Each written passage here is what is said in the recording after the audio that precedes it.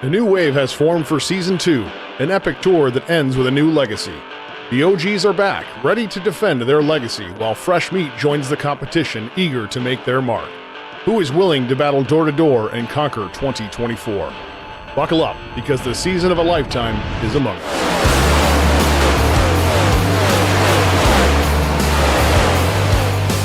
Here we go. Who's going to get the better restart? Steve, look at all this action as we come on lap 100.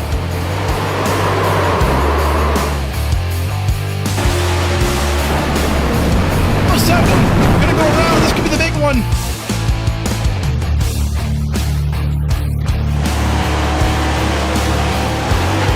Hey, 4-1 in Texas. Todd falls back. There's another bump. There's another hit. Cox into Miranda. Tate's gonna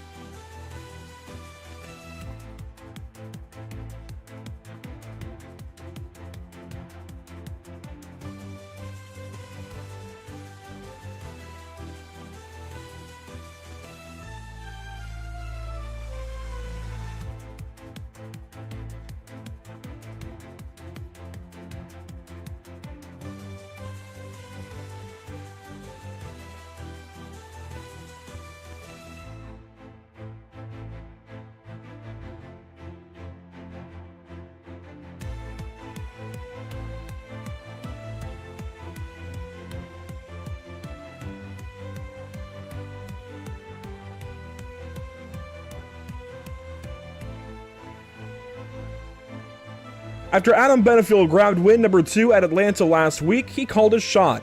He's confident for the playoffs when things come around and when things even back out between he and Zach Millett. In the meantime, though, who can rise to the occasion? Who can grab some wins along the way and join these two championship favorites atop the series?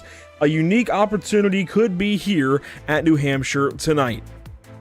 Welcome to Pit Stop TV in the virtual lounge in New Hampshire. My name is Andrew Cardinale IV. I've got Bryant Lucas alongside, and it's a pleasure to join you for coverage of the No Limit Racing Sim-Rap Market Series. Tonight's coverage from New Hampshire is brought to you by Sim-Rap Market, by No Limit Racing, and by all series partners.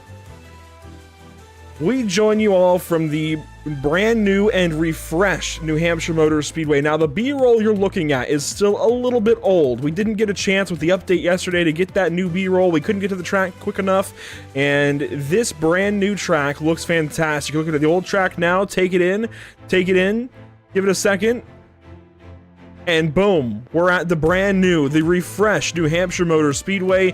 Oh my gosh, it looks fantastic, Bryant Lucas. It is such a good refresh. iRacing has outdone themselves with their local NASCAR track, I gotta say. This place looks fantastic. And you can look at the track map here on your screen and see just how this place looks from above. Yeah, it's a good looking racetrack. I'm really excited about the updates to hear, and I believe they did Las Vegas as well. Wow, a mile racetrack. Welcome back to the Magic Mile. This track has a lot of history. Kind of a cool fact for you. There's only one driver to win here in IndyCar and NASCAR, and his name is Tony Stewart. Who's going to be like Tony Stewart today and take home the win? That's not a fact I would have guessed, but I like that little factoid as we get ready this evening. That's a good one for here for sure. Well, that's a look at the track map. Let's talk about point standings going into this evening. Zach Millett on top and 560 points above the chase cutoff line. He has got I want to say that's 3 races back to the cut line right now, maybe 4 even. He has got a huge gap back to the cut line right now. He is safe by all intents of the word. Jeremy Brown in the meanwhile, he's looking pretty safe right now. He's got about a race back to the cut line. He's doing well for himself. He's in second place. Quentin Lee, same story. Michael Moultrie, same story. And Adam Benefield, same story. But then things get a little bit more shaky with Nathan Paris and Matthew Taylor, Sean Bounty on down the order. They're not quite safe yet. They need to get more points. They need to get themselves more so solidified into this top 12. And for guys like Brandon Frohnapple, Dalton Tucker, Alfie Sharon Jr., Gary Bowman, Jared Washon, and so on and so forth, the time is now to get up there, get up on the wheel, and get these points that they need to get into the playoffs this season. The playoffs are coming. We're in race 8 this evening. Let's bounce over to the schedule graphic. The playoffs start at race number 13. We've got New Hampshire, Indianapolis, Darlington, Pocono, and Richmond. Count them 5 races before the playoffs start. That means the time is now, and with races getting cut down to 50% in the NASCAR length, that means there's even less time on the table for these drivers to move into the playoffs. Fewer laps on the racetrack. It's going to be tight. Bryant, we've got a lot to talk about. That's just scratching the surface as qualifying begins. Yeah, and you talked about Millett being number 1 on the board. He was number 1 out there in practice as well, by a decent margin too. Definitely showing up today. Yeah, Zach Millett just seems like he cannot be beat in this Sim-Rap Market Series. He's got such a huge margin back. He's been near perfect. Top 3, I believe, every single race but Daytona. And Daytona is a pretty hard place to go top 3. So let's join the 31 car as he begins his qualifying run. He's on track in car 31, and we'll follow along with him as he gets up to speed. And look at this, in the interior of the car, if you can tell, it's kind of hard to tell because it is dark and it's in the shadow and everything, but brand new steering wheels in these NASCAR Cup Series cars. A small little quality of life update from iRacing this week as there's a big downshift to 3rd gear for Zach Millett. Yeah, they're going to have to use the gears tonight to get off of the corner, but you got to be careful. You can shift it down into 3rd gear and gas it up too quick and spit it out, especially on these quali laps with cold tires. The qualifying getting going this evening. On board with Zach Millett for lap number 1. Let's see what it's going to be across the stripe. It's going to be a 359 straight to the top of the board for car 31. Definitely a good lap. He's got Bounty beat by 2/10. That's quite a big margin for a first lap, because usually your first lap is your fastest in most circumstances. Yeah, I'd say tonight we're going to be banking on lap 1 for these guys. Some speedways you bank on lap 2. This is not a big speedway, though, as a newcomer, Zach Lindgren, goes 3rd, now 4th quick, as Zach Millett goes even faster on lap number 2. Maybe lap 2 will be the lap of record today. Yeah, West put down a faster lap, 2/10 behind Millett, putting Bounty 0.26 tenths behind. Sorry, hundredths. On board Zach Lindgren in the HMS Ford Mustang. Down across the stripe, he goes faster. And brand new to the series, Zach Lindgren, but not to Pit Stop TV. He's joined us in coverage before. He's been in leagues we've covered in the past. Top 5. Well, now he gets bumped by his teammate, Brad Peters. But a solid run out of a newcomer there in car 85. Daniel Wiles making a number change from the 3 to the 88. Not reflected yet on broadcast graphics. Will be next week at Indianapolis. Daniel Wiles is quick. He's 8th quick so far. Yeah, and that puts Millett, Benefiel, West, Bounty, and Peters as the top 5 so far. We have still a couple that haven't come out yet, and I don't know if they got enough time. They got 2 minutes still to qualify, and that is actually enough time to still come out and do some qualifiers here at New Hampshire. About a 30-second lap as we see qualifiers here, so you need about a minute 30 to get all your time in. On board with Joseph Tucker, made some big moves last week at Atlanta. Now in the playoffs, at least as things stand. And it's going to be a slow lap number 1, 19th spot for the AMR Paintworks Toyota Camry. Looking for a lot more here on lap 2. Let's follow along with Joseph Tucker and see what he's got here this lap. You hear that upshift from 3rd to 4th gear halfway down the back straightaway. Back down into 3rd gear for the corner. And on board with him. It's going to be back to 4th gear. Sorry to cut you off, Bryant, but it's going to be a 30.713, it looks like. What's that finalized to? 730. 14th quick, not too bad. Yeah, Willis made his way up into the top 5, making it 3rd for that 88 car. Good job by him. And this it's kind of interesting to watch these qualifier laps. I don't really see a super consistent line. So you can see some people diamonding, you see some people rounding the middle, but it's pretty consistent. It's pretty inconsistent. So there's a lot of different ways to get around this track. So Millett, Benefiel, Wiles, West bound to your top 5. Here's Matthew Taylor in the top 10 in points. The 31.098 across the stripe, lap number 1. That is good only for 24th spot and only ahead of Noah Rainwater so far. Let's see what he's got for lap number 2 in that 44 W Energy machine. Sliding a little bit, it looked like into turn 3. It seems like the rear end of the car was just a little bit unsettled. But hangs on, and we'll power out of turn number 4. And across the stripe, we'll pick up a little bit. That's going to be good enough to at least move out of 24th spot into 21st position, as there's a few drivers that will not take qualifying laps. Taylor will be the final driver to take a qualifying lap this evening, and thus will complete our qualifying session. Well, Bryant, it's good to have you here for your very first SimRap Market Series race. Last week we had Zach Murtis for his very first SimRap Market Series race. Usually it's been Scott Shive this season. He was unable to make it last week and again this week. Should be back next week at Indianapolis. But Bryant, it's good to have you here. I'm going to be checking in. I'm going to put you on the spot here in about 50 laps or so. We've only got 142 this evening, but I did the same thing to Zach Murtis last week. I'm going to put you on the spot. Just giving you the warning now. I didn't give him a warning, so I'm being nice today. But I'm going to put you on the spot about how you're feeling about this series and some of these drivers and whatnot. In about 50 laps or so, it's going to be, I think, a wild ride. And the special thing about this series is we don't have stages. If we take a look at the Whiplash SimCam's race details, we don't have stages. It's a straight up 142 lap race. From lap 1 to lap 142, continuous. There will be some cautions, I'm sure. Maybe we go green flag.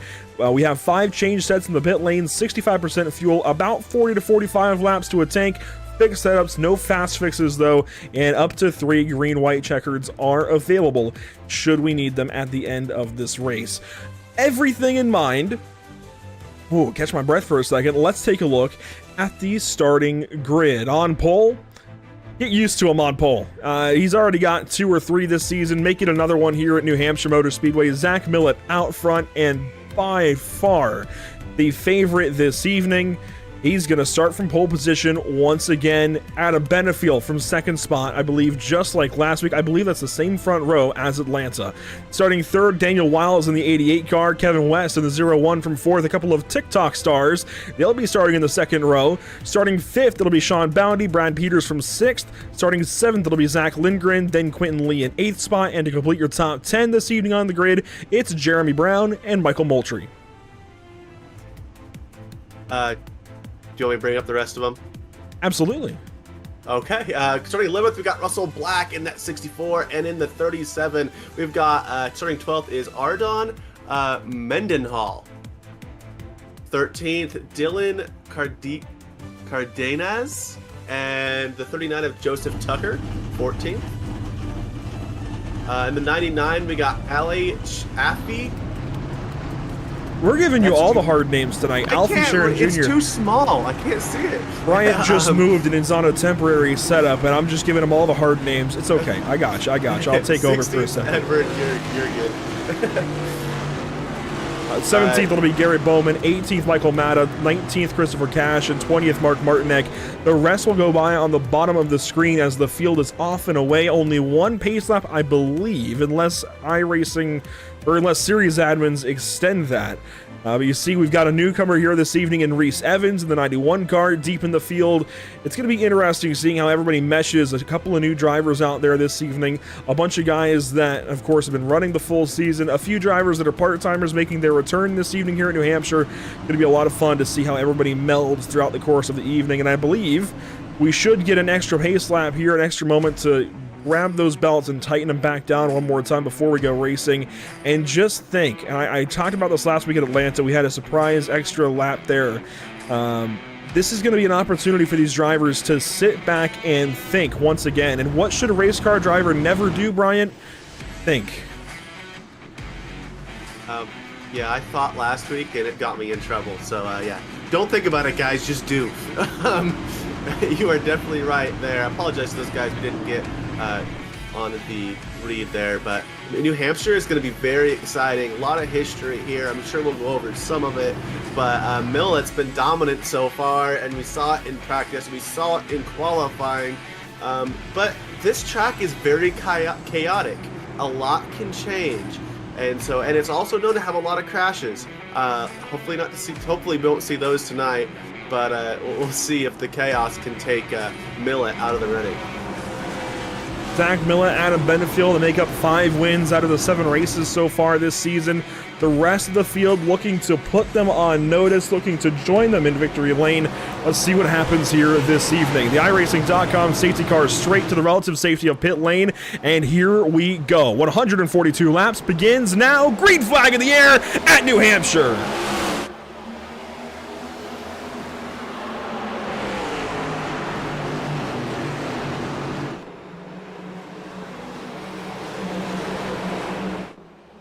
Down the back straightaway for the first time in the Granite State. Lap 1 of 142. Zach Millett straight to the point out of Benefield's second spot. He's going to pull around the outside in turns 3 and 4. Nowhere to go just yet. The whole field flashes by us in turn 4. Yeah, still 2 by 2 through most of the field here. A little bit of free light action there in the back stretch, but they have got it figured out now. They're going to get single file here and get some laps in. There goes the field pulling away from the drone high in the sky. And down the back straightaway, a couple of cars loose, one in the wall. I don't know who that is just yet, but one is going backwards. It's Dylan Cardenas in the 12. I believe the 2 of Lee also hit the wall a little bit there off the corner. Leaders keep it straight down the front stretch. Daniel Wiles sitting back now into the 4th spot right behind Kevin West. He's got a challenge here from Sean Boundy. Love these drone cameras here in New Hampshire. They just look so good, sweeping through the corners. We'll be getting a lot of them this evening, but we'll flip back over to a TV camera. Here comes Sean Bounty to the inside of Daniel Wiles. This could be a fun little battle for fourth spot. Yeah, this track, both lines work really well. It just depends on how you drive it, and you can get a lot of side-by-side action here. For the race lead, here comes Adam Benefiel right on the back bumper of Zach Millett. He stays in behind for turn 1, but he was looking for a second there on the inside, so we flip back to the battle for fourth once again. Really the battle for third, because Kevin West is not too far away from these two, and Brad Peters isn't far back. Deep into the corner goes Daniel Wiles. He sweeps up the racetrack, comes back down on exit.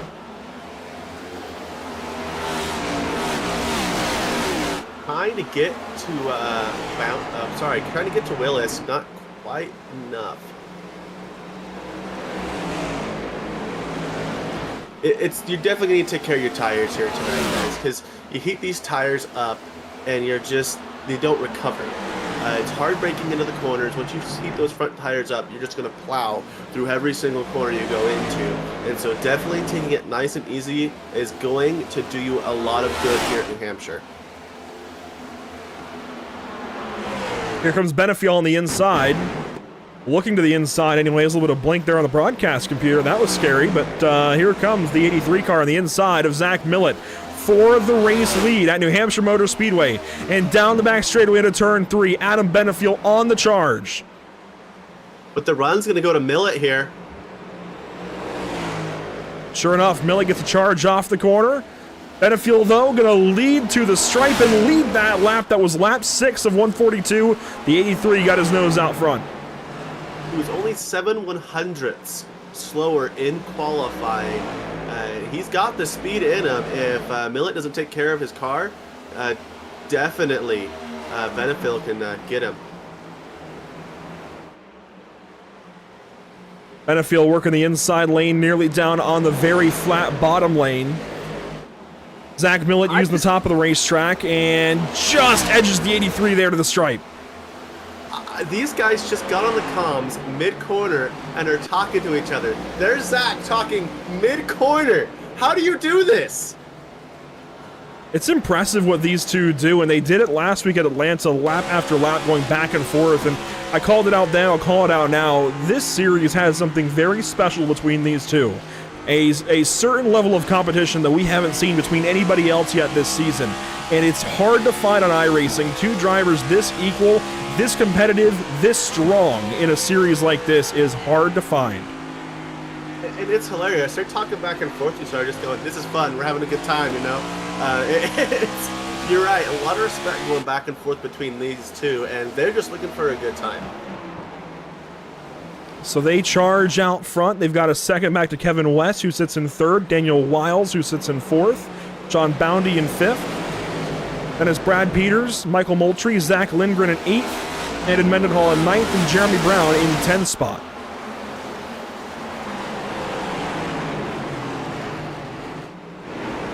Closest battle on the racetrack is going to be for 7th as it kind of starts to spread out there.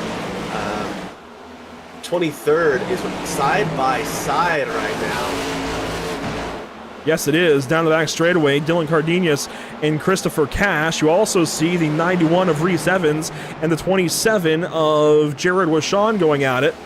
Washon going to win that fight. Evans falls back one spot into 21st position. And Dylan Cardenas is blinking a little bit, so having some connection difficulties is that 12 car. He was solid at Atlanta last week, but having problems here in New Hampshire tonight. It definitely some blinking going on there. I can hear it in the chat. Joseph Tucker hard on the outside wall. Out of turn number 2. And that car is junk, more or less. The right front of that car is destroyed. It's going to go straight into the wall there. This could be a caution just because he might not be able to get off the wall. Well, he's got no forward steer in that car, and you can see that wheel isn't even turning as he throws it into pit lane. There will be no caution here. He's still hitting the wall in the pit lane. He is upset. He had some rough luck last week with a pit penalty. We'll get a replay here in a second and see what happened to him this evening, but he is still in the wall, working down the pit lane here under green. No caution for him. There go the leaders. And he ends up towing, it looks like. It eventually got down slow enough, and he is out of here, done for the night. Let's go back and see what happened to him. This is turn 2. He's already in the wall.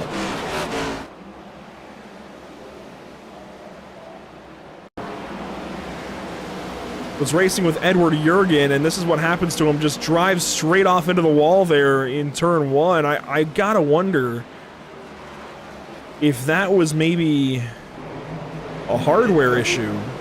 Yeah, probably, yeah, that would make more sense. I'm like, he's not close enough for it to be net code.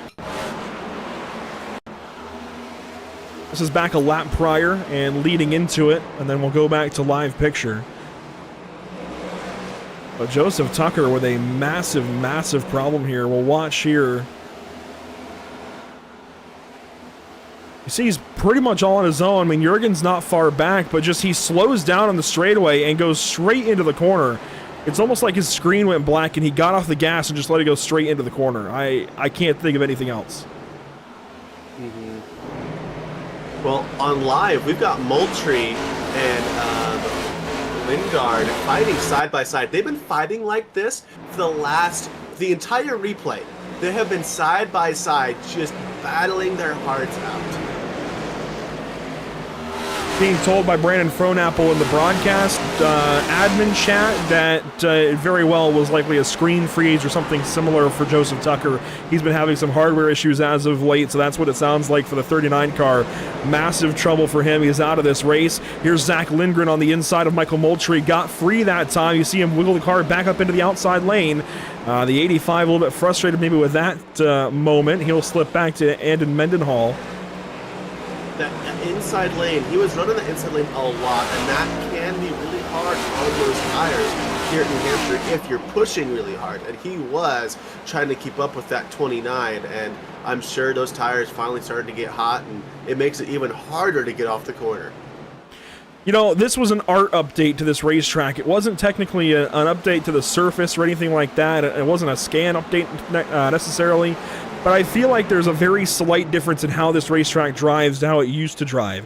It used to be so free. It was like ice on corner exit, Brian, and I'm sure you've had your experiences here.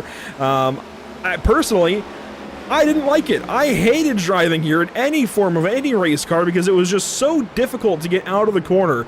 You can get into the corner fine. There's enough grip getting into the corner, but on corner exit, there was just never any grip, no matter what you were driving. And it we got a battle for the lead. It feels like, I will say, as we watch up front, it feels like the track has gripped up a little bit with this new update. Benefield's making another run at him here. I was watching my numbers on the side here, and I was like, oh, those guys are getting pretty close. They have got 1.7 seconds back to West. These guys have absolutely pulled away from the rest of the field. Sorry for interrupting you. I apologize. Well, that's okay. A fight for the race lead is worth it. Side by side, they stay down the back straightaway and into turn number 3. You look at Millett enter way high and get up into the loose stuff, and Benefield work down low. Here comes Millett on the inside. You can see as they go into the corner. I love this. You can watch them go in the corner, and they already have a plan for what they're going to do on exit. They think so far ahead. They're already thinking of the next straightaway. How can I get an advantage? And it just makes the racing so much better. Benefield in the lead, taking it from Millett.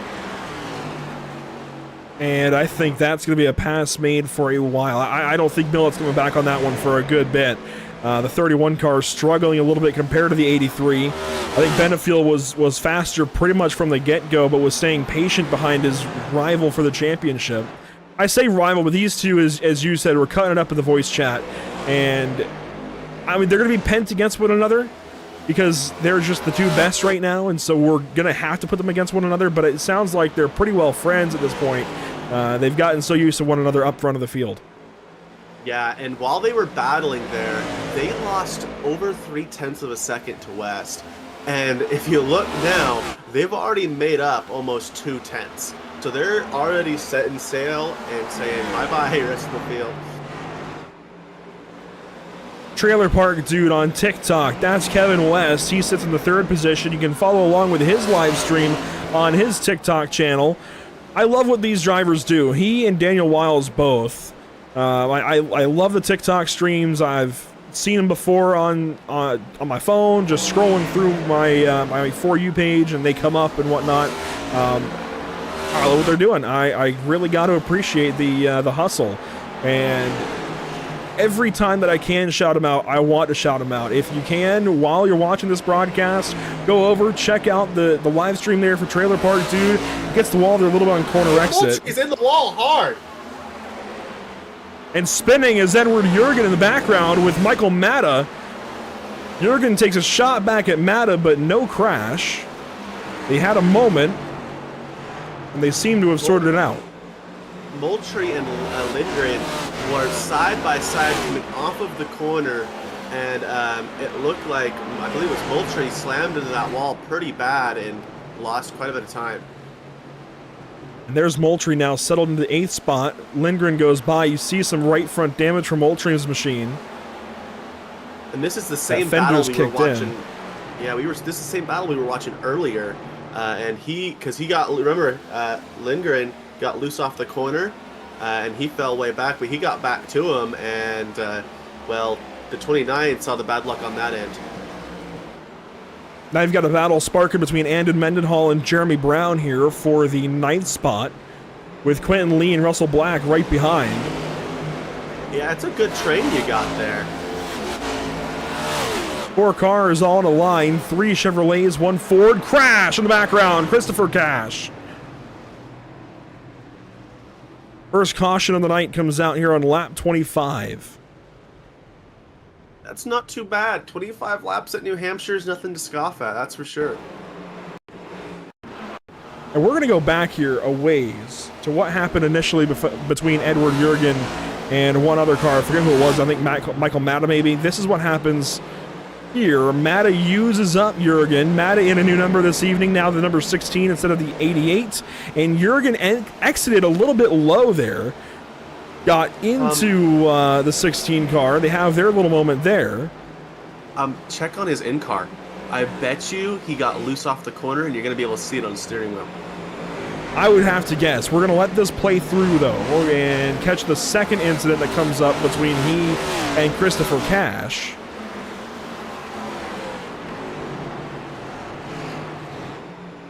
I believe Everybody it's this corner, maybe the road. next one. Yeah, there's not a single person that stayed out, just for information. Everybody has come to pit road. So then Wishon and Jurgen were battling here. Jared Wishon on the inside, Jurgen on the outside, goes straight into the corner and comes down the racetrack, bam, right into the 74 of Christopher Cash. Yeah, and Cash wipes out Bowman. Some guys, you look at it, and once you pick a line, and you are, you're not moving. So I believe that could have been what happened here. He's like, I don't know how to turn down, because you're already going a certain speed. It's hard to turn down at that point. So he probably felt like he was stuck. So there's Bowman's hit to the outside wall with help from Christopher Cash, and you mentioned it. Everybody pitted under that yellow. We actually were 3 or 4 wide coming off a pit road there. It was pretty impressive. Well, you know what? We've got the not so latest replay technology. We can take a look back at the pit stop. And you'll see this is the pit stop round for everybody. They come into their boxes, jacks go up, and wait for it here for the left sides, and then they'll all exit at once. So Millett and Benefiel will be first. It wasn't too crazy there. It was a little crazy further back. You see the 2, 3 wide between some of these guys. And, oh, there was some contact even. I'm glad we took that replay. Now we know if we see a couple of extra scuffs on these cars, what happened on the pit lane, coming out of the pit lane anyways. But already a quickie yellow. We are ready to go back green flag this evening from New Hampshire Motor Speedway. Lap 28. Coming to lap 29 of 142. We're going to give this thing another try. Green flag in Barney's hands.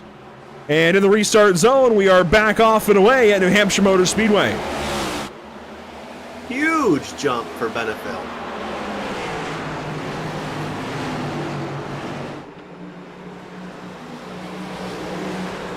Through turns 1 and 2 and down the back straightaway now. First fight will be Kevin West on the inside of Zach Lindgren down to turn number 3.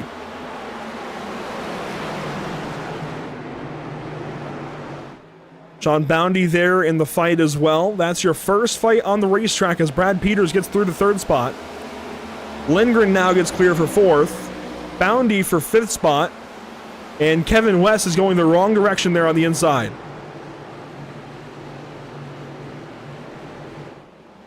Yeah, we still got a lot of 2 wide in this pack farther back. Michael Matta actually ran the middle of the racetrack 3 wide there for the whole first lap. That was very impressive by Michael Matta.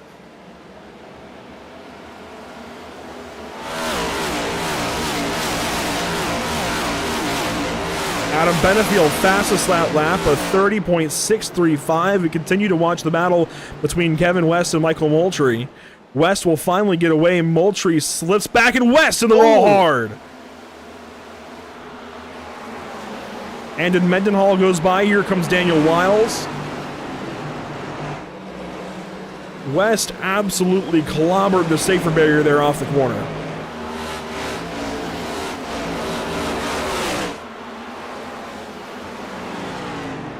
Fight for 3rd. Zach Lindgren is going to go by Brad Peters. That's for 3rd spot. Ford around Chevrolet.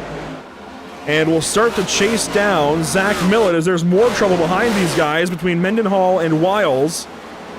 Wiles goes by. Mendenhall slides back. Jeremy Brown now racing with Russell Black. This is a much more chaotic run. Yeah, these guys, that first run, they were like, all right, let's get settled, let's get these cars underneath our butts here. And now they are comfortable. And when a driver's comfortable, that's when they're dangerous. One slow, it's Michael Matta into the pit lane here. He's coming in for service already. You mentioned he was 3 wide in that restart. I wouldn't be surprised if he got a black flag here. That's what it looks like.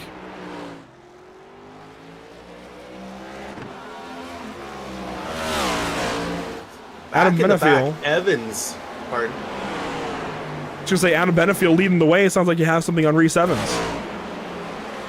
Yeah, probably good cluster back there for a minute with Cash, and just ahead of them, Knighton. He is side by side with that 59.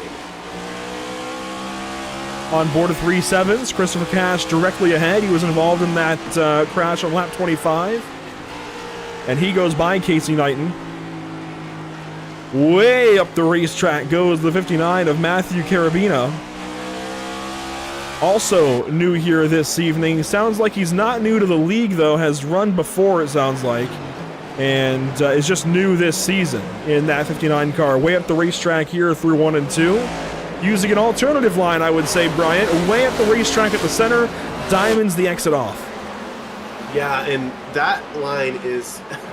I'm very experienced with it coming from my background. It'll really burn up your front tires, but it gives you a great run down the straightaways when you have very slow center of corner speeds. Because you dive bomb in, you beat everybody into the corner, but in the center, you gotta go way slower than everybody else and then drive all the way off down that stretch. So basically you're doing 2 drag races instead of trying to make the turn nice and pretty. He's getting it figured out in the 18th position. Meanwhile, up front, Adam Benefield leads the way over Zach Millett and Zach Lindgren. 2 Zachs in the top 3. Adam Benefield, the lone non-Zach up front. We got Taylor and Lee side by side. Here they are. Taking that top line. He's going to get the run off the corner. He's going to clear the 2 here, I believe. And the 2's going to get right behind him there. Cardenas was just barely side by side. He just got cleared of the 91. Good battles going on in the back of the pack here. New paint scheme this week for Quentin Lee in that number 2 car. A good look for him, black and yellow. I know Zach Murtis would appreciate that. One of our broadcasters here at Pit Stop TV was with us last week at Atlanta. Zach runs a black and yellow legend car, so he's always a fan of it. As one car goes sliding to the inside and hits the inside wall, it's Jeremy Brown. A lot of left front damage. You can see it That was with Andon Mendenhall. It looks like the 07 squeezed him into the wall there. A little bit of arguing going on over the radios. I can imagine the 07's probably not very happy, but oh, caution's going to come out. Andon Mendenhall's around.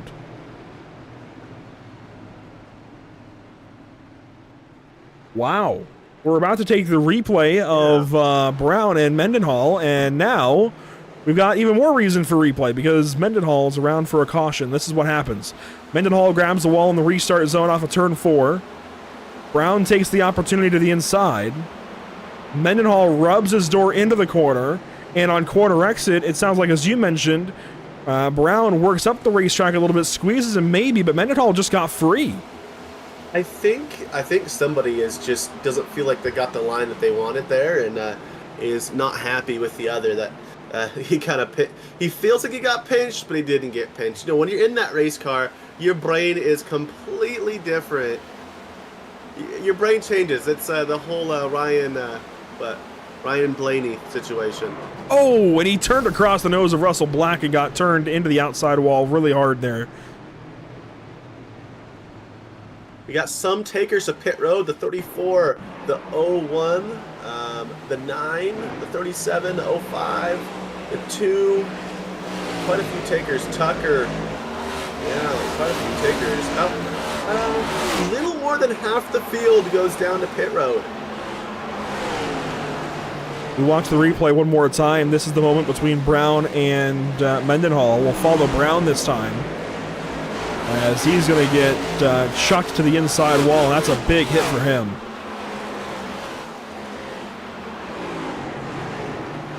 And you see there, Mendenhall chasing the car into turn 3, was never happy with it there. And the Dale Jr. lookalike is going to have problems down here in turn number 1. This is the moment. Oh my gosh, what a hit.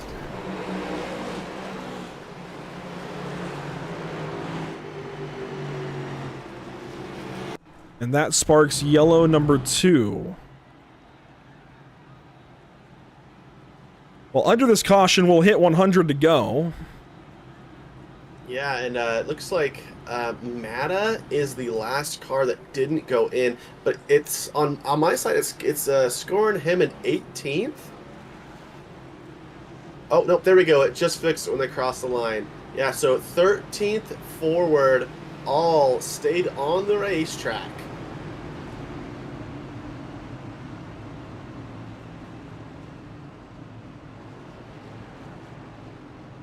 And Brown is going to be exiting pit lane here as the field doubles up, and will take the green flag exactly with 100 laps to go this evening at New Hampshire Motor Speedway. Been a fun race so far. I want to give a big thank you to all the partners with the series: SimRapMarket.com, Apex Racing, IMB Racewear, Moser Racing, RS Button Boxes, Team Conti Sim Performance, Track Bar Media, The Butt Kicker, Extreme Graphics, and Cyber Edge Hosting, all proud partners of the SimRap Market series. But here we go. Geico restart zone once again, and Benefield pulls off and away. Green flag, back in the air. Keep in mind, guys, you just got a bunch of cloud cover. This track is going to change.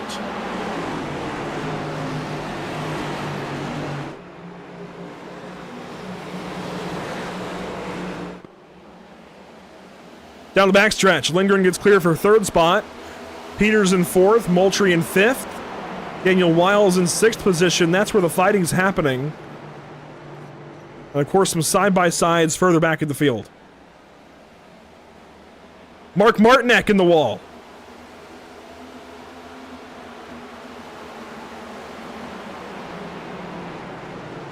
Moultrie takes a dive to the inside of Brad Peters there for 4th spot.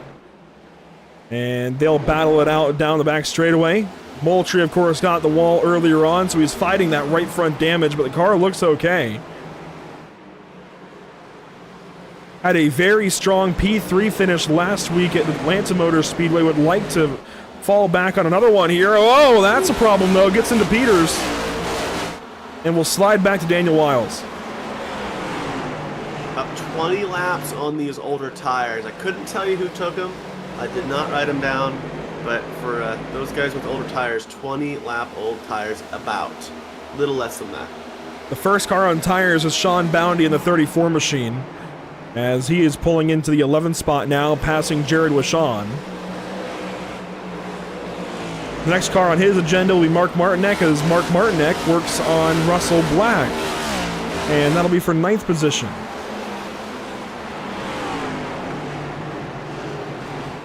Westfall fell all the way back to 19th. He was just side by side with the 91, but man, he was up there.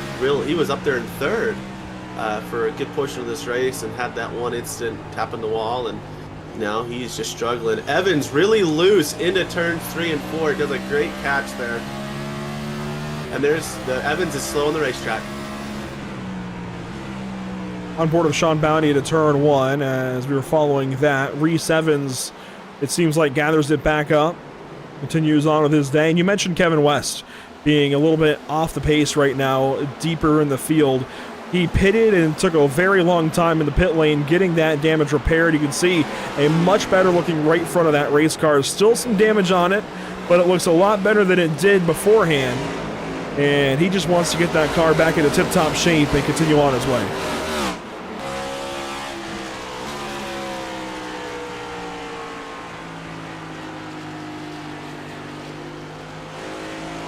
Not much happening in the very front of the field. We'll go back to Sean Boundy here with the onboard as he works to the inside of Matthew Taylor. This for 8th position. And Taylor on his back foot will get passed up.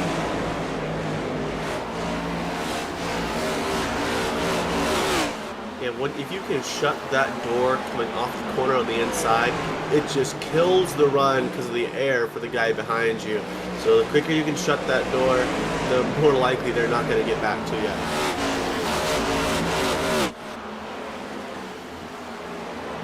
A lot of single file racing at this point in time, and I told you earlier in the day, before this race started, I would call on you about lap 50. Well, here we are, lap 50, Bryant. What have you learned so far? What takeaways do you have for us? I learned that this Chris West guy is fast, man. He is now in 16th. He came from like 22nd. He is quickly coming up the field, but obviously the class of the field, it's going to be Benefiel and Millett. They have been up front all day. A 1.5 second lead to 3rd for Benefiel, 0.5 seconds, 5/10 to Millett. Peters, we got him 4th, and Wiles, Daniel Wiles in the 88 is 5th. Apologize for all the times I said your name wrong. But these guys, I like this. This is good racing. They've got some really good racing going on back in the pack too. And I love going through and finding those good battles like West is doing right now. Now up to 15th. This kid is just picking off cars. I love to see it because every time he passes a car, he flashes red on my screen. And I've not seen anybody flash more red than Chris West right now. So Kevin West moving forward now looks up at Michael Matta. And again, that's Trailer Park Dude over on TikTok. You can follow along with his race and whatnot in his live stream. I believe Daniel Wiles will also be live, as here comes West to the inside of Michael Matta. Will make that pass. Now 14th spot for the 01 car moving forward through the field. We've got a side-by-side battle for 5th with Wiles and Bounty.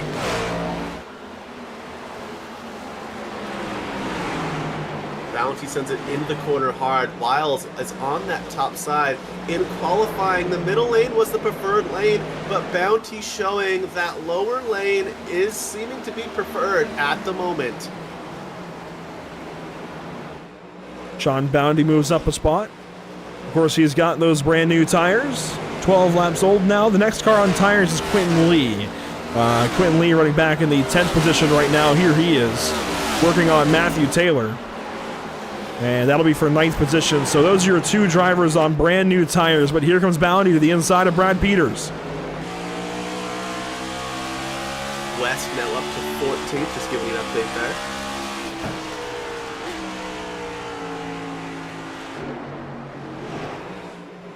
Hard on the brakes for turn 3. Back on the gas for turn 4.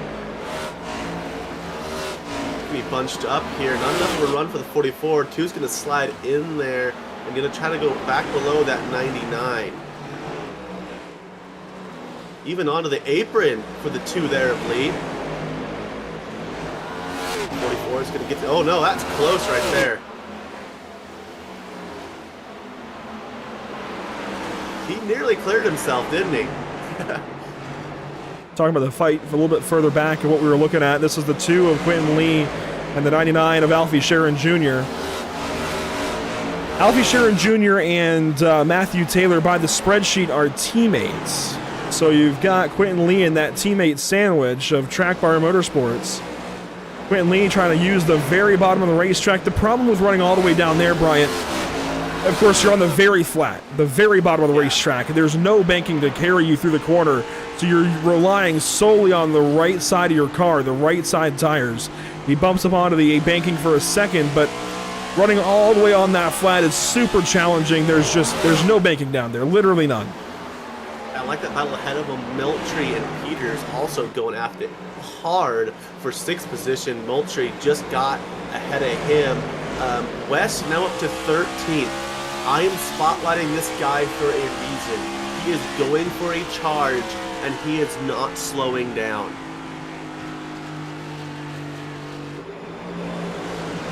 Quentin Lee sticking to that very bottom line is going to pull up on Brad Peters.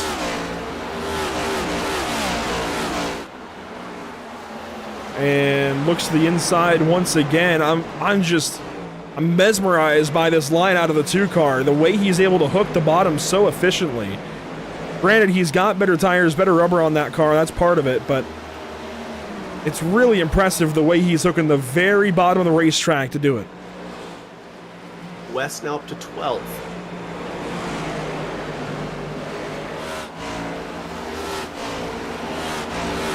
West is going to catch these battles we've been watching before we know it. He is just cruising. Lee still side by side with Peters. Lee running that really low line that you're talking to, and he's peeking up about to that bottom line marker there, and then just cruising it off the corner. And in my experience, that on that left side of that racetrack on the very bottom, you can have a lot of grip and get a lot of gas and go off the corner. But if you mess that up, you go straight into the wall hard, and it hurts.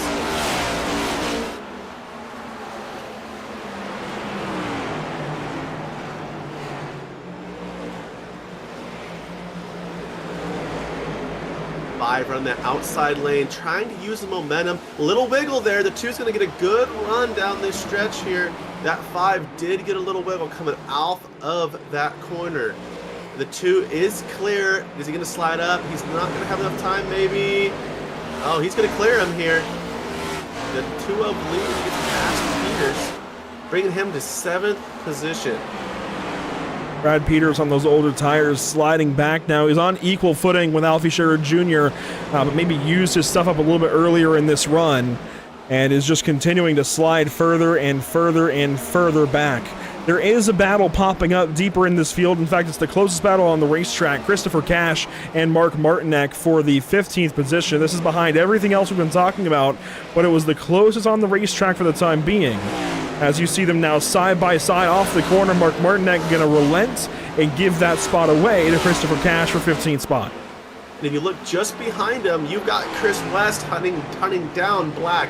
He has caught him by a good margin this last lap. I expect him to pass him in probably this lap. He's going to dive on him here. Watch.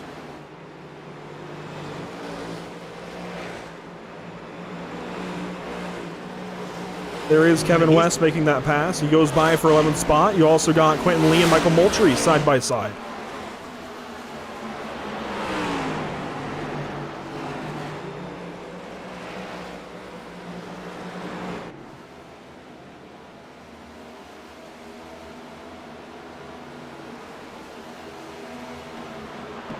Moultrie dives off into the corner. Lee dives up under the inside. And we're going to have a battle for third on our hands here shortly, as Quentin Lee is going to get clear of Michael Moultrie into turn 1 this time. Wait for it, not quite clear just yet.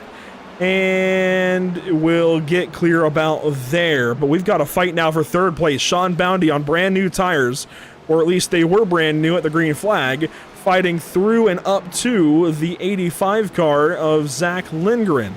This now for third position. Yeah, you see that 34 is pushing. You see a little bit of slide over the front of that race car there, a little wiggle off the corner as well. Looks right to the inside. Lindgren leaves the door open up underneath, but will shut it later in the corner. And again, Lindgren's brand new to this group. He has not run with these guys before. He's got some teammates at Elite Motorsports, so Brad Peters, Jared Wishon, Jeremy Brown. He's got some teammates, but has never run with this field before. So he's new to these guys, doesn't know exactly what Sean Bounty might do to get by him.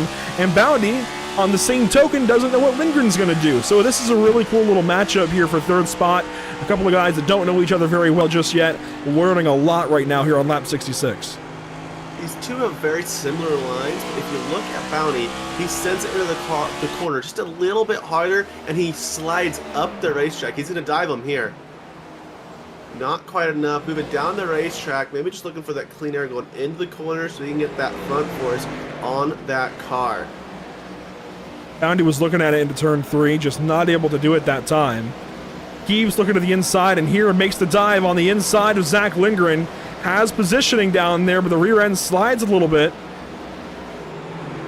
And Lindgren will pull back away, gets a little free. Bounty on the inside, gonna have a run. And they stay side by side. Yeah, that 34 is just really good off the corner right there. Great pull away. He is clear. He's going to slide up. Taking away third position. It's Bounty. Yeah, I think Lindgren let him have it, realize the situation, doesn't want to be caught side by side with Daniel Wiles approaching. So just let him go on by. We got a lap car coming to him as well soon here. Jurgen, a lap down. Oh, we got a little bit of contact between Bowman. Bowman a little bit dicing it up there. He also went a lap down, P24. We got Black and Matthew Taylor side by side down the front stretch. Black trying to make it work on that inside line, gonna send it in there hard, but wow, rolling the outside at 44 is doing good. He's using both the old asphalt and the new asphalt, and I see that to be very common here at New Hampshire. I don't know what it quite does with those tires, but people like to grip that crack there in the track, and it makes me really curious how those cars handle on that crack. The seam at every racetrack, it doesn't matter which seam it is, it seems like every single one is a little bit different. You had the seams at Auto Club Speedway for the longest time, seams at Kansas Speedway that you can hook with the left side tires, seams here at New Hampshire in the asphalt. It's just every seam reacts a little bit differently, at least in the real world, and a little bit here on iRacing as well. Each seam is going to be a little bit different, and it's a lot of fun trying to exploit them and trying to see what you can do with them. Yeah, these cars are battling hard, and they are very even. You can definitely see the difference in the corner. The 44 is good in the middle, and then he has to slow way down. He is diving in the corner. That is what the 44 is doing in a sense, and it's making him a lot slower in the center and giving the 64 a chance to catch back up to him. A quick reset on your leaders, that of Benefiel, a half second ahead of Zach Millett. These two spread apart right now. Benefiel down onto the apron through 1 and 2, hooking the very inside lane. Trying to search for some kind of grip. They'll continue on. We'll sink back down to that fight between Black and Taylor. As Taylor defends, Russell Black on the offense, trying to move forward. Yeah, he has been working on this car. We've probably been watching them for, 5 or 6 laps at least. Matthew Taylor is clear there, but going into the corner, Black's going to be stronger here in the center, and the 44 is going to pull away. He's going to go wide. The 64 is going to get another run on him, and then that outside momentum is going to take over for the 44. He's going to get clear again. It's just happening over and over again, and there's a point to where you realize you can't pass him. What you do, you guys got to sit right behind him and just pressure the crap out of him, wait for him to make a mistake, and then go by him. It's a patience thing, and and it'll also save your tires and really kill his tires because you're going to be pushing him a little bit harder. You were singing the praises of Kevin West earlier. Kevin West now moves into the 8th position past Brad Peters and is squarely in the top 10 now. Looks up at Michael Moultrie, Quentin Lee, and some others in the top 10. Might have an opportunity here soon to make some more spots up, and it's definitely been an impressive drive for this 0-1 car. If you look at his stats throughout the course of the day, as low as 21st across the stripe, that's how it tracked. The lowest position that he crosses the start-finish line in is what will display there in that little part of his stats. So he crossed the start-finish line at his lowest in 21st position, has now worked back up into 8th spot. Very impressive drive out of this 0-1 car just through this run alone of 34 laps to get up back into the top 10 and up into 8th position, and is looking for more as Quentin Lee has a problem. Yeah, a little bit of loose there for Quentin Lee, it looks like. Maybe that bottom line wasn't serving him too well. We see he's moved up to that middle line. We have 67 laps to go. We've passed halfway. Did you notice? I did. We are cruising right along here in this run. Didn't want to call anything out. I might have to knock on wood for it because we've had a very clean race here, and we've had a couple of races this season that had, as I put it, accelerated caution counts. But tonight, a lot like last week at Atlanta Motor Speedway, only 2 cautions for 6 laps. Last week, only 1 caution for 3. So a very impressive couple of runs here for these guys. But it's not over yet here at New Hampshire. A lot yet to happen. Nearly half the race still. And boy, anything can happen.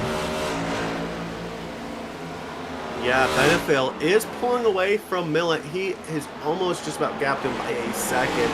I really think the difference between these two is taking care of the race car. I really think Benefil takes care of his race car just a little bit better. But also have to keep in mind, Benefil, Millet, Boundy, Lingering, Willis, they are all, and I think Lee, I believe he's one of the first ones on 4, if I remember correctly. I could be completely wrong, but those 4 are still on tires from lap 25. All right, I think it's they're probably going to split at halfway. So in the next 10-15 laps, they're going to pit. We were told these guys were good for about 40 to 45 laps on a tank, and they have surpassed that now, up to 51 laps. I thought that number seemed a little bit low. 40 to 45 here, I felt like was just a little bit low of what they could actually run, but that was the number we were supplied with. So that's the number we're going with. Yeah, that's definitely a little low. I thought so. But that's what we were told, so we'll roll with it. I think these guys are going to go a little bit longer here, and you're probably right. They're probably going to split it in half from lap 25 to lap 142. Truthfully, it was lap 26 or 7 when they got the tires and fuel. They have had a caution between then and now to save a little bit of extra. They should be good to do it here on one stop to the end. Everybody should. And then that just really accentuates the pit call that you have for guys like Sean Boundy and Quentin Lee, who took tires and got back on the racetrack. Boundy has worked up into 3rd spot. He wasn't 3rd before the pit stops. Quentin Lee is 6th. I don't think he was 6th beforehand.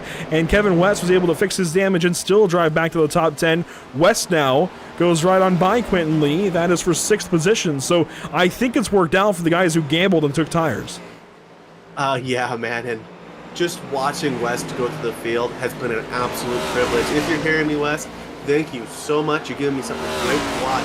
And you know how we were talking not too long ago about the Matthew Taylor and the 64 of Black? They are still at it. They have not stopped. These two are having a ball in the car. At this, when you get to this point where you've been side by side for this long, you're not doing it just to waste time. You're doing it because it's fun, okay? This is the kind of stuff we live for on iRacing. You can see Michael Matta is chasing them down just a little bit here because they're going to be slower on the racetrack. They're side by side, and you can see that because the 99 has pulled away. They have 3.5 seconds to the next position up, and that's because of this. Oh, Taylor gets the wall, maybe. He falls back from the side-by-side now, and that side-by-side has finally been broken, but here comes Michael Matta on newer tires, charges to the inside of Russell Black, and will try to make the pass down here in turns 3 and 4. He will make the pass, so that spot that Black gained goes right back to Michael Matta. The 29 of Moultrie has hit pit road. That's the first big taker, and that's going to start a slew of pit stops, I feel like. The question is, can you make it the rest of the way? He just went 60, well, just shy of 60 laps right there. And so we've got actually quite a, well, we got people out. We got Brown in pit road as well, but he's been there for 28 laps. Yeah, he's been there for a minute. But, so that was splitting it in the middle right there from Moultrie because he ran about 57 laps. He's got about 58 to go. So he just split it down the middle. And that's what we expect now out of these guys, is to split it down the middle, or now they'll be running a little bit extra on the front end to run less on the back end. These leaders, Benefil and Millet, they have such a gap. They are going to wait until they're almost completely out of fuel because, you know, having fresher tires at the end is going to be handy if they start getting into some bad situations here. So I expect those two to run it out or run it until they feel like they are in danger. Because once you have those fresh tires, you know you can pull away. And so that's kind of the focus there. Waiting on the pit stop from these top drivers. Just going to need one green flag pit stop to go the distance here. A bit of a shorter race in New Hampshire. And, you know, historically, NASCAR races do tend to be a little bit shorter in New Hampshire. Longer lap time to run just a mile in length. Of course, at Dover, it's about 22 to 24 seconds, depending on the car. Here at New Hampshire, it's about 30 to 31 seconds, depending on the car. These guys, nearly 32-second lap time, so a little bit slower of a racetrack. That means a little bit of a shorter race by mileage perspective. Usually 300 is here we go. Pit stops will finally be made. Zach Millett came in this lap. Sean Bounty comes in this lap. Zach Lindgren comes in this lap. And we expect many more. Here comes Brad Peters. Yeah, lots of people hitting pit road. Russell Black, Michael Matta.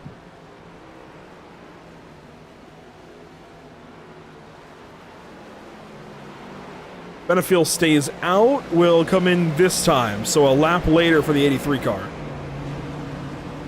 Yeah, and this the pitting is causing clusters to form and then disappear. It's really interesting. We had about a cluster of 4 around Evans there not too long ago, and all of a sudden people went to pit road, other people stayed out, and it just split everything up.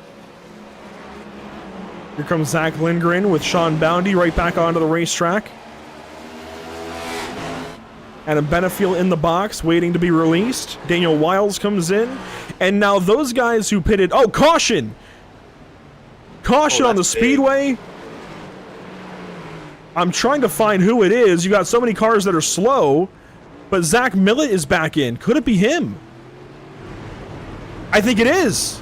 He's got a bunch of damage. He flipped. Hang on. Look at this. Right behind Reese Evans. Evans went up the racetrack and squeezed Zach Millett into the wall and up onto the wall. And Zach Millett goes for a flip here at New Hampshire Motor Speedway. Has to tow back to the pit lane. He was plagued by a lapped car last week at Atlanta. It was Mark Martinek. This week, it's going to be Reese Evans, the 91, making his first start. And this is going to surely draw the ire of admins. I don't know that they can really do anything about this. This is just a pure mistake. But, man, it's going to catch your eye for sure. Look at this.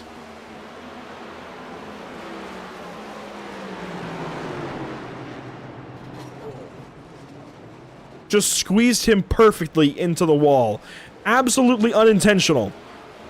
But, oh my gosh. And the onboard.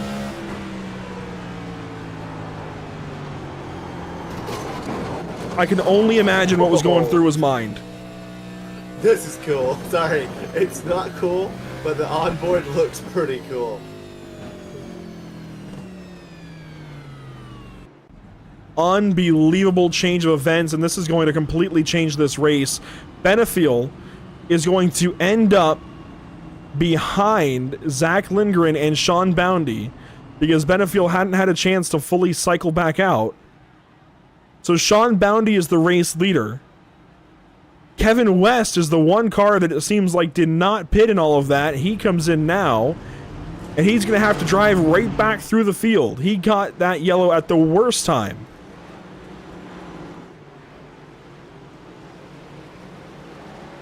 I'm going to need a safe house. I'm regretting what I said at the beginning of the race. Zach Millett, that's Zach, it's Zach, right? Yeah. Please don't hunt me down. I'm regretting saying at the beginning of the race, let's see if Chaos takes out Millett and changes this race. And I should have knocked on wood at that point. I apologize. Commentator's curse, I apologize. That's my bad. This will be the first non-top 10 for Zach Millett this season. But he's got enough points to fall back on. I think he's going to be okay. Oh my gosh. I can't believe this. And Sean Bowdy is going to be the race leader. Zach Lindgren second, then Adam Benefiel third, Daniel Wiles fourth, Quentin Lee fifth, and Jared Wishon. Here we go. Geico restart zone on the way. Green flag back in the air. 51 laps to go.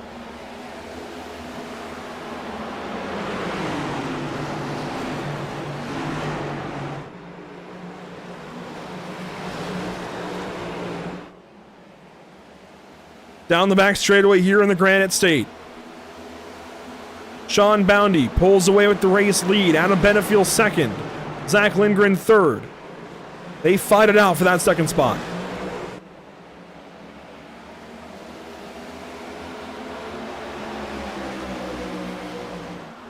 And Lindgren had the advantage across the stripe, has second place over the 83 car. Benefiel is going to have to stay patient here. This is some of the first fighting he's had to do all day. Wiles hard in the wall.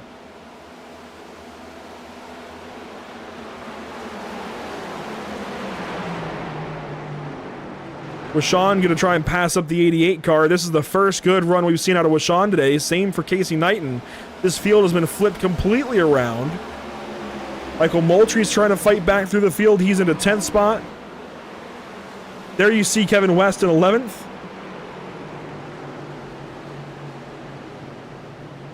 And Brad Peters, who was in the top 5 for a while. West, whoa, hang on to it.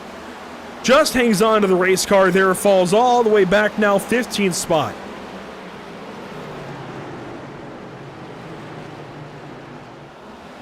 They should be able to go to the end from here, but the question is tires, who takes care of their car the best, really? Because you can really push these cars and just burn them off, but I really, let me take a step back actually. These guys have shown me a lot of skill tonight as the 88 goes to make a move on Lee, gets the pass done there. Lee looks like he just let him go.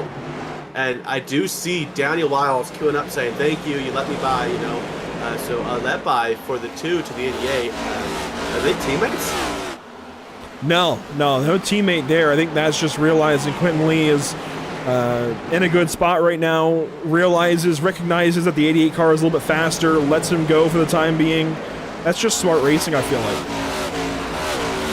Yeah, it was an obvious let up, and I was like, whoa. So very, these guys have a lot of respect for each other, and that's also showing it right there. So I expect these guys to take care of their cars just fine. If we were in a lower skill league, I would be preaching the tires, as you guys hear me do all the time when I do broadcast. But in this race, these guys take care of their cars. They do an impressive job as we see Zach Millett made it back out onto the racetrack. How many laps down is he? He's only 2 laps down. If we get enough cautions, he can get right back in this race. He could still win at that rate. Benefiel is still in 3rd. He is making up time on Lindgren, but Bounty about 0.4 of a second out from that 85. A little bit of chaos here off into the first turn now. Mark Martinet getting passed up by Edward Jurgen for on-track position, but Martinek is a lap down to 3.7s. Evans up the road a little bit. Has Brad Peters right behind, and Brad Peters runs in 13th. Kevin West runs in 14th. That's a little battle on the racetrack. West up the racetrack a little bit. Peters down low.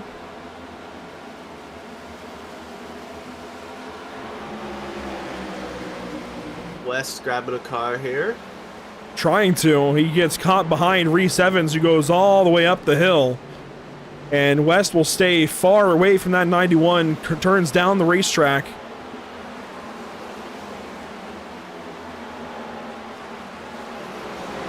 And gets to the inside here of Brad Peters. Fight for position. Only the bumper was Evans there. I think they touched. Because, wow, that was close. And looking at Millet, where he's positioned, he's going to have about 5 cautions to make this work for him. I don't see it. These guys... Oh! Caution, there's one of them. Christopher Cash and Matthew Taylor. I'm just going to retire. I need to retire, apparently. Well, this caution comes right on lap 100 with 43 to go, now 42. Take a look back at what happened between the 44 and 74 cars. Matthew Taylor was racing with Michael Matta. That's the Baby Blues 16. And Taylor sent it up the inside. Matta came down, Taylor came up, and boom, Christopher Cash T-bones the 44.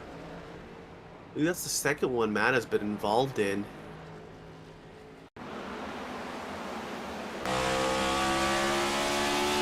On board with Christopher Cash. Oh, Christopher Cash, go to his in-car. Watch his RPMs. He just money shifted his car, he just said on the radio. I didn't know if he did it in the crash, but he just money shifted his car and spun out, it looks like, or something there.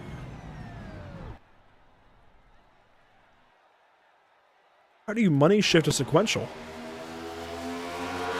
You forget what side the paddle's on, or you push... Oh yeah, look at the smoke back there. You can see he accidentally downshifted and smoked those tires. Those tires just lock up when you do that. Just immediately blew. That was the engine expiring for the 74 car. That's... I didn't know you could money shift a sequential gearbox like that. I'm actually impressed. Can you get in the car on that replay? You'll be able to see the RPMs just go to the red and it'll just die. Stand by.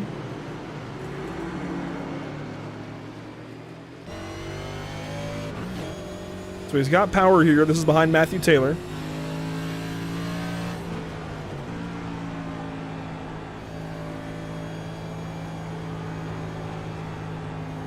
Those are on that front stretch there. Goes to pull fourth and instead grabs second. Oh yeah, you can see it all go red, and then you can see he's out of power. He's got nothing.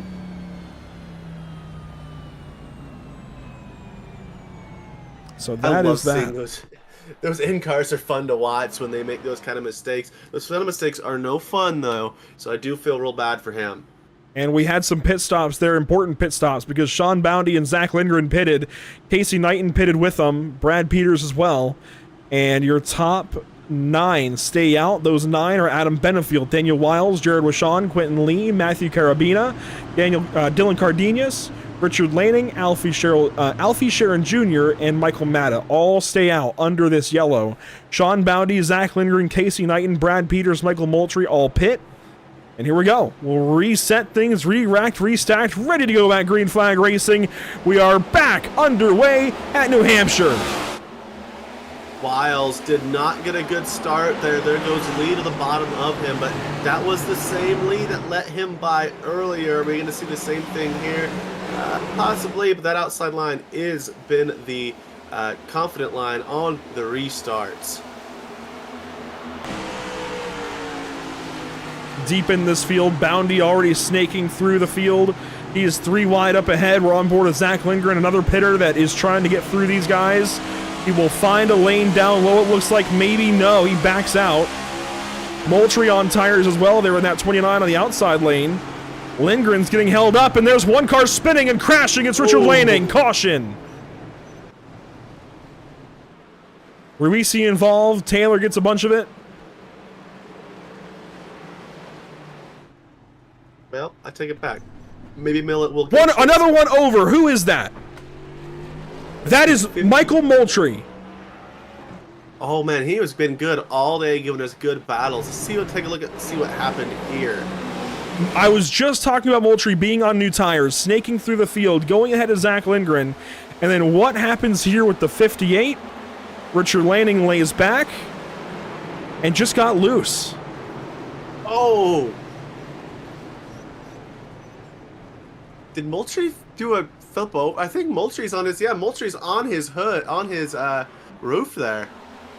We have had 2 cars flip over on this wall so far today, guys.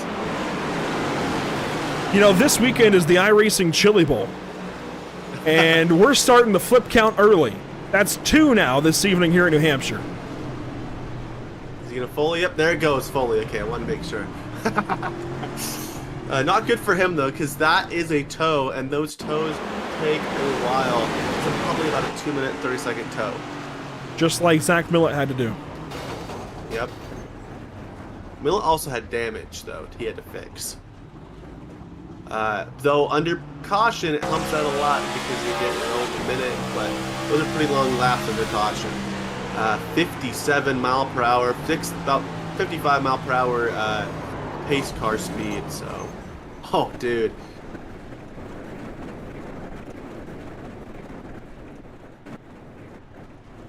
Unbelievable stuff. Millett from the second position earlier flipped over. Now Michael Moultrie flips over. And we're back under yellow. This is going to help Sean Bounty and Zach Lindgren for sure, but it's going to hurt Daniel Wiles and Adam Benefiel. They're going to have now another caution where, well, what this is going to do is it's going to take out a whole bunch of cars. Another caution, another restart. There we go. Where these guys are going to be packed right back up and close, very close behind. And the iRacing.com safety car lights have been extinguished. We'll go back racing this next time by. Bounty is going to restart 5th, much closer this time. So much closer this time. And he's on those brand new tires.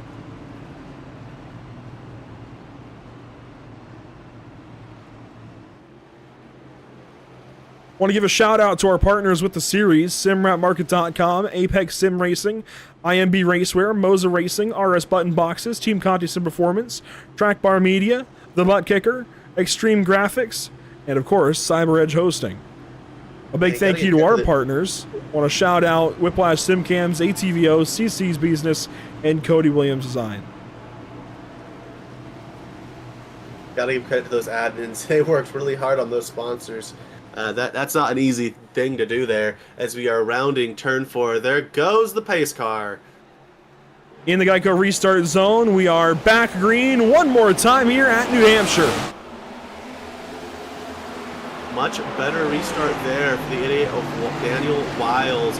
The 2 of Lee, not even, he's on the bumper, but definitely much smoother for those top 3 that time by, and Benefiel is out to the races. A little bit of wiggling back in the pack there. You can see it on the camera. It was a little scary there for a second. A couple of cars way up the racetrack, but everybody gets through the first lap off the green with little to no issue. Zach Lindgren going to pass up his team owner, Jared Wishon, and pull up on the back bumper of Sean Bounty. Those are the 2 best cars on tires. They're now 4th and 5th, right behind Quentin Lee. They're continuing to move forward, and Lee's just going to drop out of the way. There's a lot of race left. 33 laps to go, 32 at the line. A lot more race to go here. We've got 4 wide at the back. Oh my gosh. Lap cars getting 4 wide at the back. It all gets figured out there. But Knight and Jurgen, Russi and Bowman were 4 wide through 3 and 4. Glad they sorted out without issues. We've also got a battle here between Alfie Sharon Jr. and Matthew Carabina. Carabina, brand new this season, chimes in here in race number 8 for his first start and is running top 10 as they run. Russell Black, Kevin West side by side.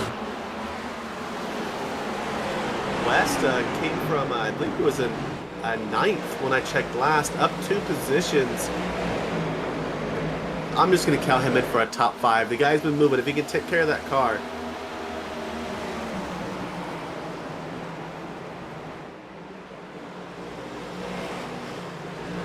30 to go. This time by Adam Benefield leads his way down the front stretch. There we go. Start finish line there. Worth mentioning, by the way, Zach Millett is now in the 19th spot. Still 2 laps down. Hasn't had a chance to get a wave around yet. But he's not out of this race just yet with 30 to go. West making a pass on the 27 here, trying to get down on that bottom side. He is working his way through the field. Yeah, works here on Jared Wishon on the 27, the Sim Racing Connect Ford Mustang Dark Horse. He's going to clear him here in 1 and 2. That leaves Russell Black and Alfie Sharon Jr., one of the only side-by-side fights on the racetrack. Contact between the two. Alfie Sharon falls back. Play nice, boys. We got 30 laps to go. Come on. Gotta bring it on home. Lindgren is on Bounty's tail, but I believe Lindgren was in front of him just not too many laps ago. Bounty, I believe, has been ahead of the 85 this whole run and gets away now. Because Bounty, he was in front of that crash when it happened. He got through that group on that restart a couple of restarts ago a whole lot easier. When they initially had those brand new tires, was ahead of Richard Lanning when Lanning had his issue. Lindgren was behind that. We saw it happen from his onboard, and just a puff of smoke and the massive hits there in turns 1 and 2 was a surprise, to say the least. Bounty Lindgren, though, the 2 cars that are best and on tires. Kevin West also on tires. Those are your top 3 that are on tires. West making another pass here. He has passed the most cars today, hands down. Nobody's passed 4 cars, and he gets by the 2 of Lee here. And he's going to start chasing down Lindgren. And I'm just going to mark it now. He is 1.6 seconds back. Okay, guys, let's see if he can make that up. I think he can. The dude's been on fire.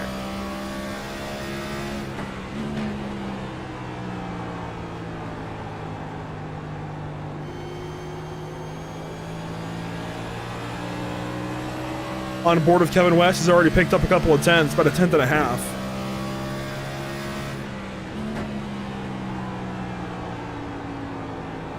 Yeah, Lindgren is in dirty air behind Bounty there. We saw them earlier.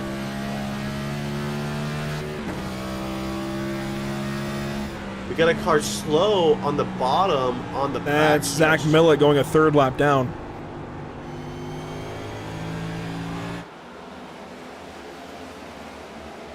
And West is starting to stall out now, 1.5 seconds behind Zach Lindgren. Nothing changing, really.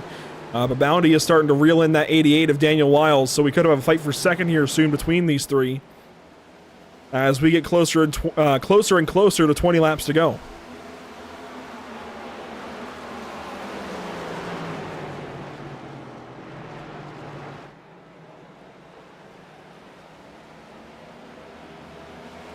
I'll tell you what, this brand new refresh for New Hampshire Motor Speedway has absolutely delivered. It looks fantastic. It's raced really well tonight.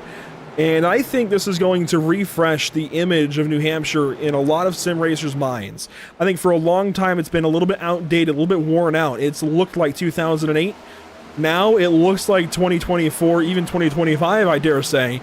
Looks fantastic. Really, really has raced well here this evening. The Magic Mile is back on iRacing.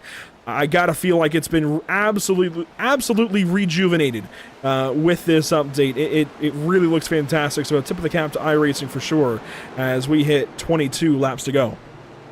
Yeah, there's a major issue with Millett here. He has been on the bottom going slow lap after lap after lap. That car is undrivable.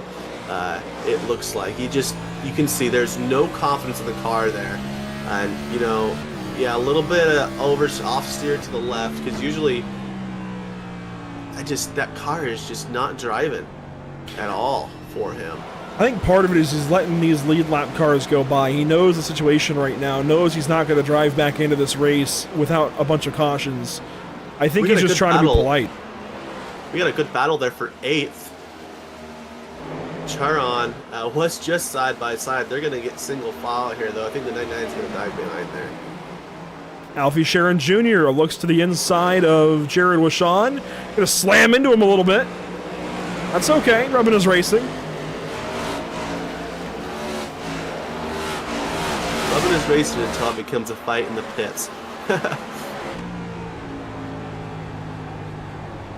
Alfie Sharon Jr. makes the pass on Jared Wishon, gets on by. And that's good for the 8th position. Meanwhile, Daniel Wiles has got a rear view mirror full of a bright yellow 34 car of Sean Boundy. Yeah, this for second place. Yeah, Lindgren's not too far behind either. 1.4 seconds up to Benefiel from Wiles. I think unless we get a caution, Benefiel's got this race in the bag. That's a large margin to just run down at this point in the race, and eventually the tires are going to even out. So yes, there will be an advantage maybe to Boundy, but eventually they're going to even out and plateau. I'm never going to count this race out. We did see what happened to Millet earlier in this race. That's true. I'll give you that. That definitely opened my eyes. Don't close your eyes, guys. It can change really quick here as this group of 3 is getting tighter and tighter together. You can see just how tight they are down the back straightaway here. This is one of my favorite cameras to use to show a battle. Lindgren a little bit further back, but you can see just how close these two are around the entire racetrack. And Boundy gets a little bit free that time, but uses that to look to the inside of Wiles and just poke his nose down there for a little bit of fun. That freeness has to do with just how slick this track is and how close he was to Wiles there. The dirty air in these next-gen cars are just unreasonably horrible. About 15 laps to go this time by here at New Hampshire Motor Speedway. There goes Benefiel. The gap back to 2nd, 3rd, 4th. 5th, 6th, 7th, 8th, 9th, 10th right there, Carabina.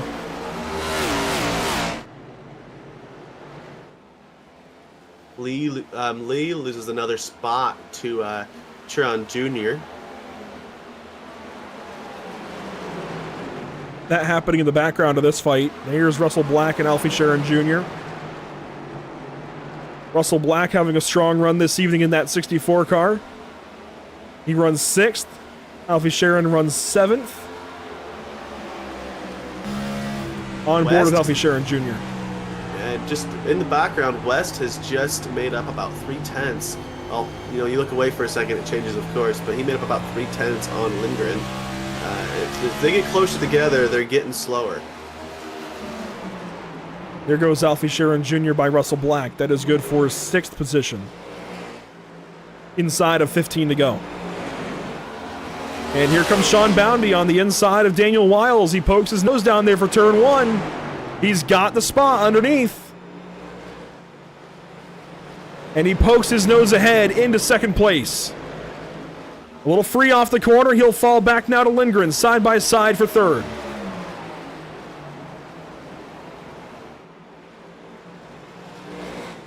And this could be a really big pass if Lindgren can get it made. If he can get ahead of Sean Boundy and become the top car on new tires, who knows what could happen in these last 12 laps or so. Yeah, and they're not losing the 88 here. They are staying with them, and that's just telling you that 88 is not going to pull away here. He is dealing with some handling problems or just those old tires. There you see, Zach Lindgren gets clear of the 34 car. Sean Boundy got a bunch of points last week at Atlanta. Trying to get a bunch more here this evening in New Hampshire, and he will. But the 85, a newcomer, goes right on by him, and now 2 Fords are going to fight it out for 2nd place. Yeah, meanwhile, during that battle, West made up 0.6 of a second on 4th. Yeah, he's closing in. He's in the same frame now through 3 and 4. 11 laps to go this time by. West has found another motor underneath that car. He is definitely in contention for that third spot, I believe, even with just 10 laps to go. Here's the onboard camera looking back from Daniel Wiles to Zach Lindgren. Lindgren with the move to the inside here out of turn 2. Wiles pulls back away.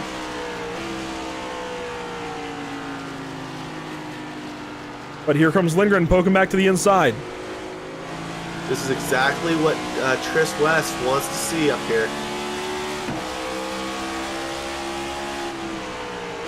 Kevin West continues to close in. Sean Bounty right there in the waiting. And that is going to be a pass completed for Zach Lindgren. He moves into second spot. Bounty now looks to the inside of Daniel Wiles. He's going to try to follow through here. We'll see if he can. West is just 4/10 off of that position now. Oh, he got way loose.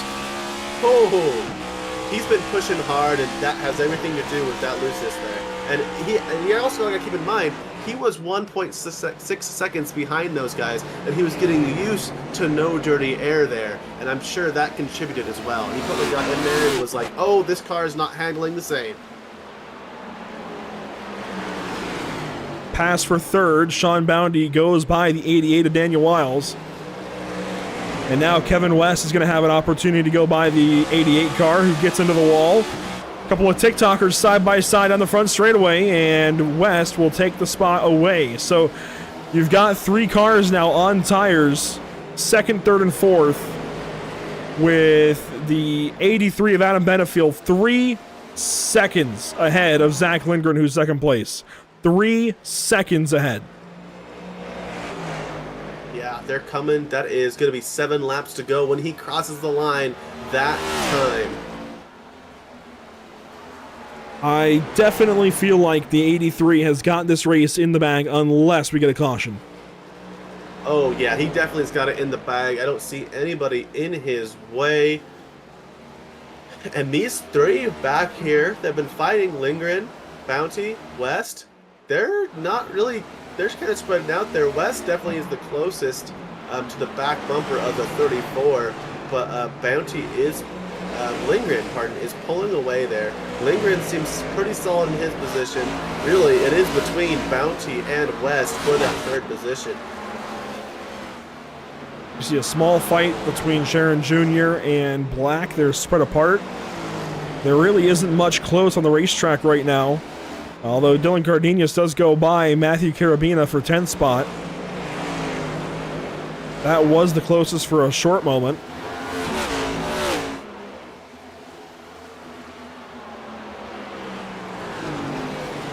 I think it's reflection time for Adam Benefield.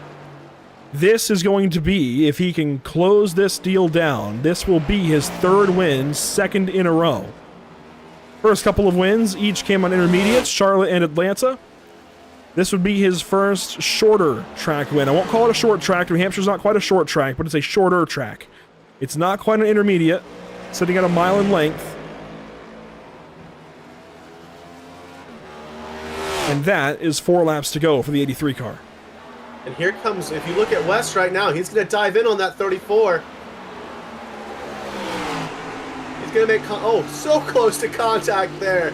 01 of West is fighting it hard on that inside. The run is going to go to the 34 off the corner. West is going to stay on that quarter panel, try to maybe, not even looking for the side draft, just going to race him down into turns 3 and 4 here. He's going to peek ahead. Some contact is made. West is loose. The 34 is going to have a drive off here as he did not get loose, and this fight is not over. The 01 still on the inside. West hangs on. Slips back into the 4th spot. We'll have an opportunity to go back at Sean Bounty here for 3rd in just a moment. This would be a seriously big win, not win, but it'll feel like a win for Kevin West if he can close this race in the top 3. He's had a lot of bad luck dating back to Charlotte. This would be huge for him to go up here and finish in the top 3. If he can just get the pass made on Sean Bounty, he's got 2 more laps to do it. 2 to go this time by. He's changed his strategy. If you watch him enter the corner here, he's been going for the high side instead of trying to just send it in on that low side and doing the dive bomb Max Verstappen technique. He is just trailing here, and it seems like he's just waiting. My question is, we got 2 laps to go. We're coming to 1 lap to go here. What are you waiting for? It's like he's trying to find a new way to pass. He needs to go back to his old ways, in my opinion. There's the white flag for Benefiel. White flag, 1 lap to go, brought to you by Whiplash Simcams. Final time around the New Hampshire Motor Speedway for Adam Benefiel. He's got nearly 4 seconds back to second place. Then this fight for third and fourth, Sean Bowdy and Kevin West. It's not going anywhere. West is going to have one more opportunity, this time into turn number 3. Is he going to lay the bumper? Not quite. Adam Benefiel exits turn 4, a 3-time race winner in the Simrap Market Series.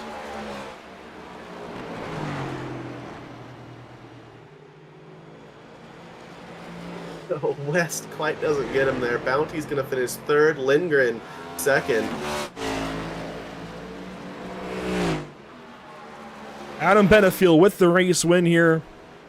We'll be talking to him and the rest of the top 3 in just a few short moments.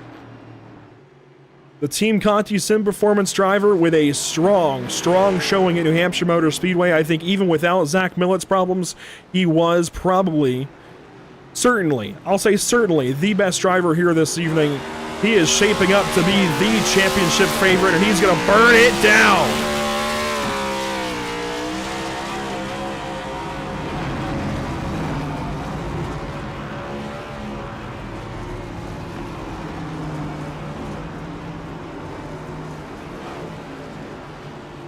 Nice, good burn and drag down the front stretch, and he's going to flip it around, and I think that's going to be all for him. When you win so much, you don't go as hard on your burnouts.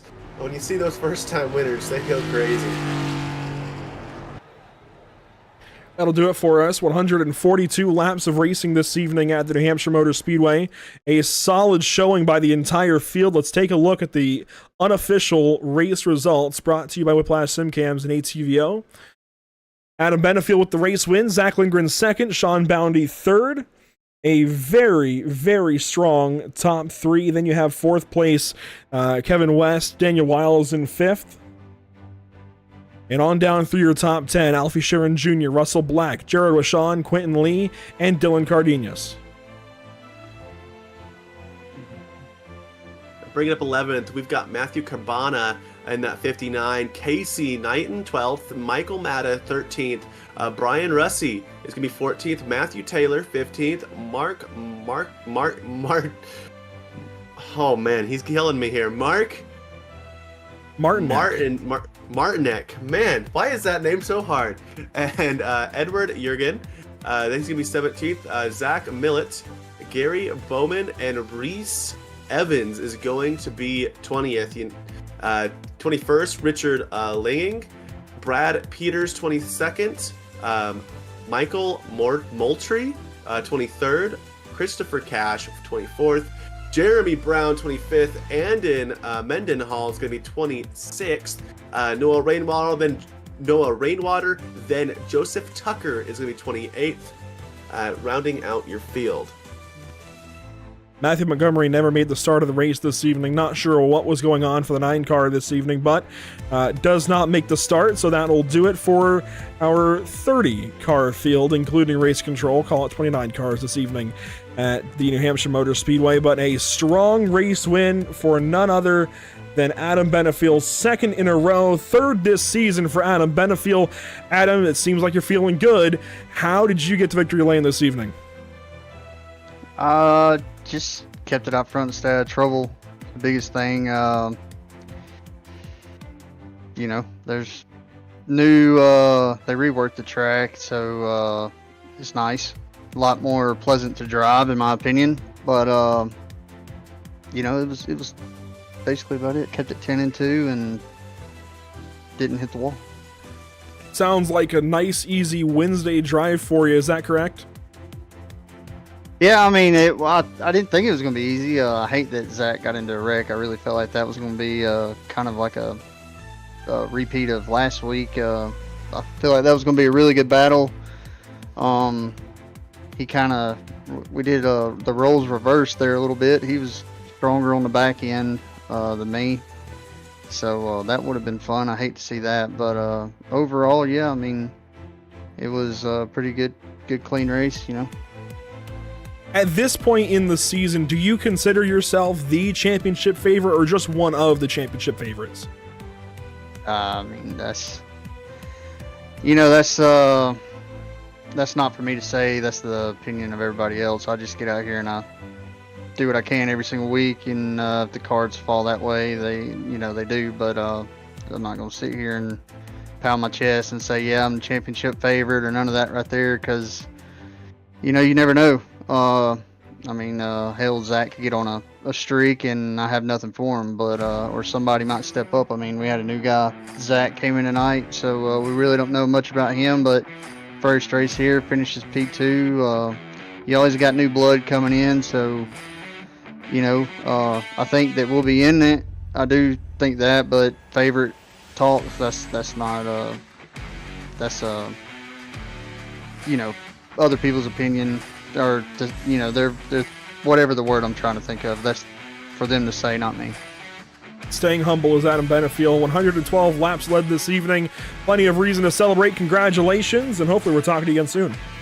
Yeah, appreciate it. Just want to say thanks to Team Conti, Sim Performance, Brandon and Dalton for everything they do over here on this league, building it to be great. Y'all for broadcasting. I turned my Discord thing off so I wouldn't get in trouble this week.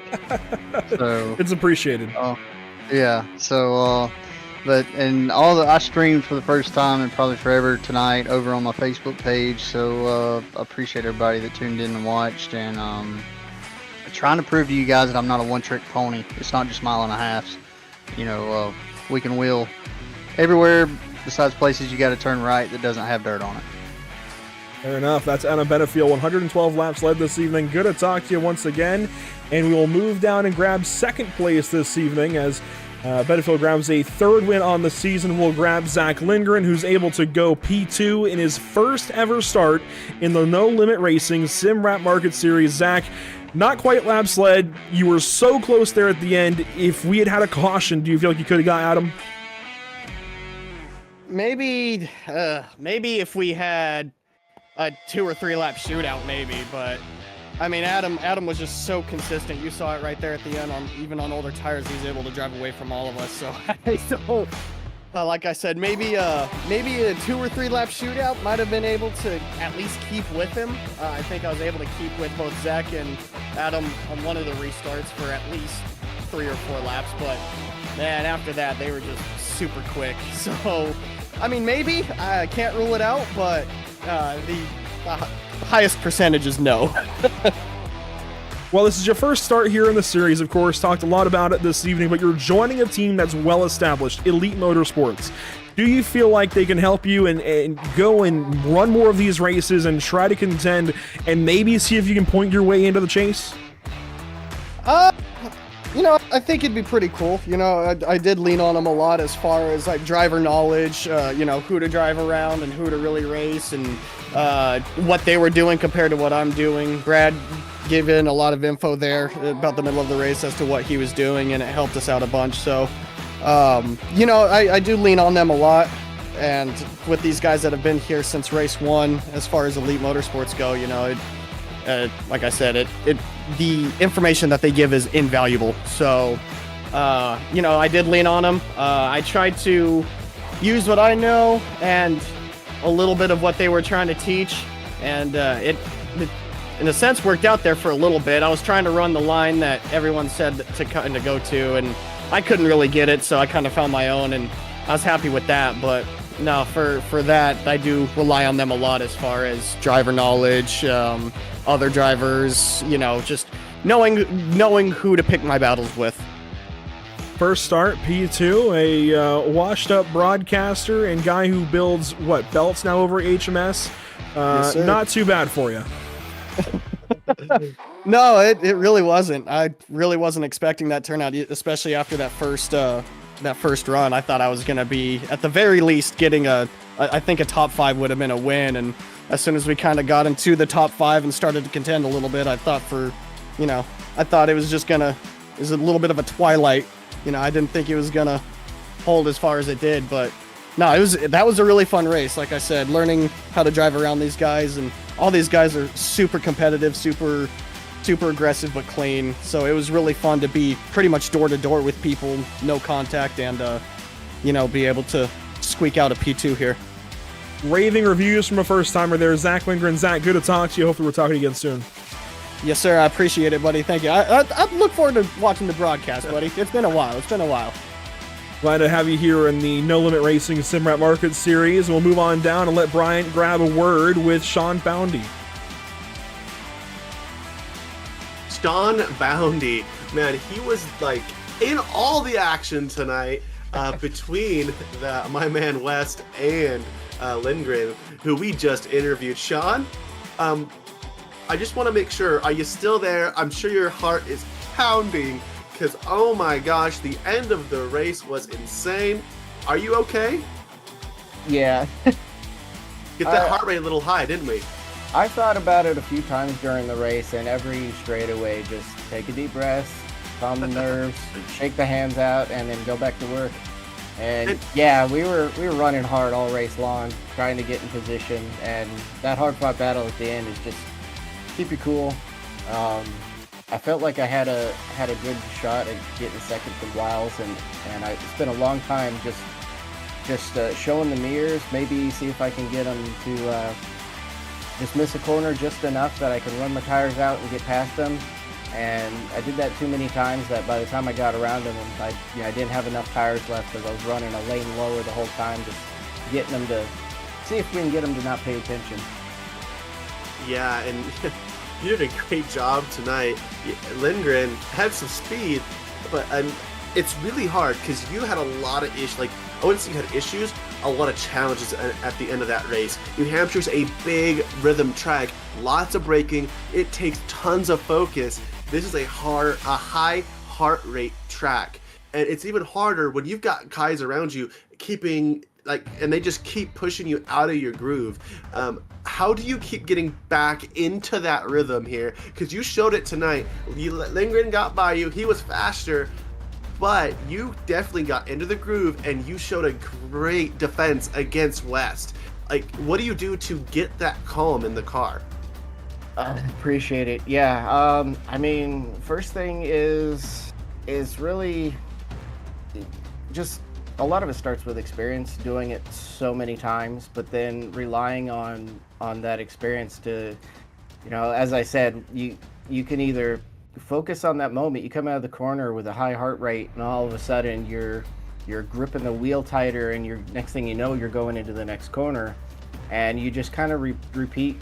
You remind yourself, let go of the wheel, relax, take a deep breath, lie back further in your chair, and that kind of relaxed posture calms your mind. It's just kind of soothes it that way, and that's how it works for me. I know that was pretty intense, but many times I felt really calm in the car. I don't think I could have held on quite as long. There were moments where I was like start shaking, but just you calm yourself back down. It's the only way to go forward. Zach, he had a better car like in the last 10-15 laps of a couple runs there, and I hoped maybe I can get past Wiles and clear him before Zach gets to me.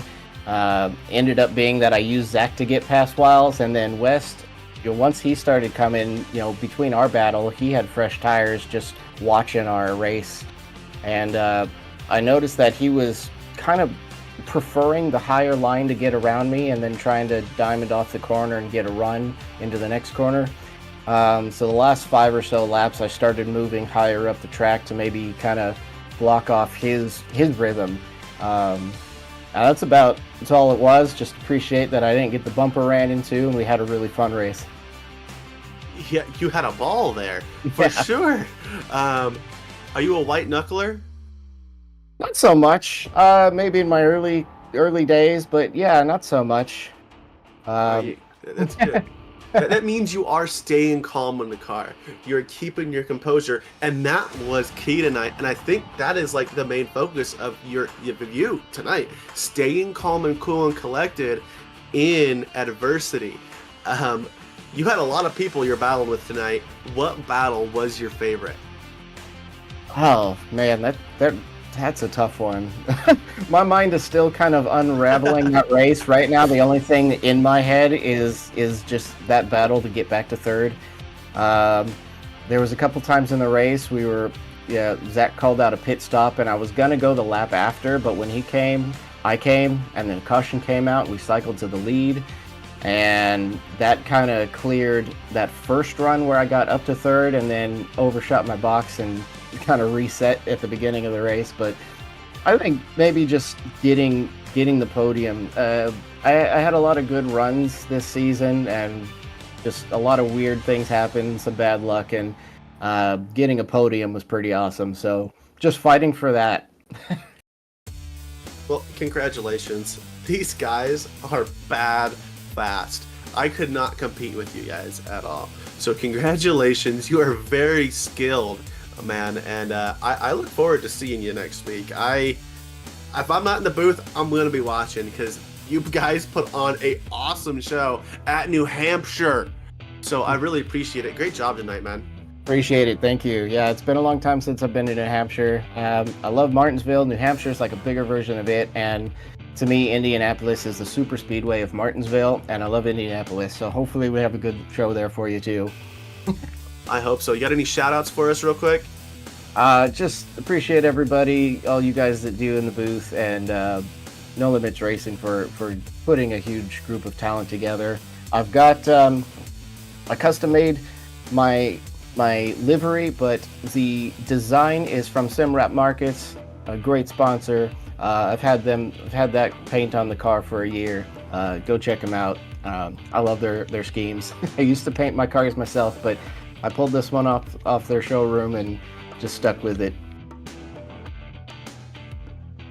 Well, I appreciate you, Andrew. There you go. That's Sean Bounty this evening, third place when it's all said and done at New Hampshire Motor Speedway. Good to talk to him for sure and hear out what was going on for the 34 machine. That will do it for us as far as on-track action this evening. A solid show here at the New Hampshire Motor Speedway. It's difficult to have a good race like that, and these guys did it with ease.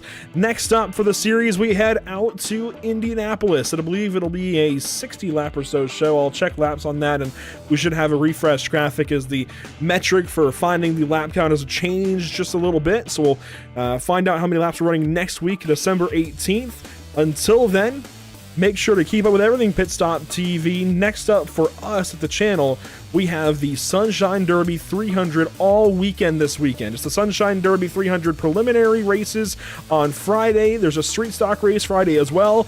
Then it's the Moonlight Derby 100 on Saturday evening. And finally, the Sunshine Derby 300 on Sunday afternoon.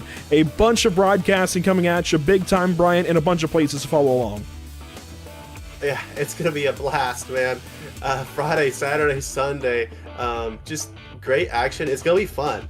I'm excited to tune in and out with the majors going on. But, man, I got to thank Pit Stop TV. They've been an awesome sponsor for me on my car. Thank you, Andrew. You put on a heck of a broadcast.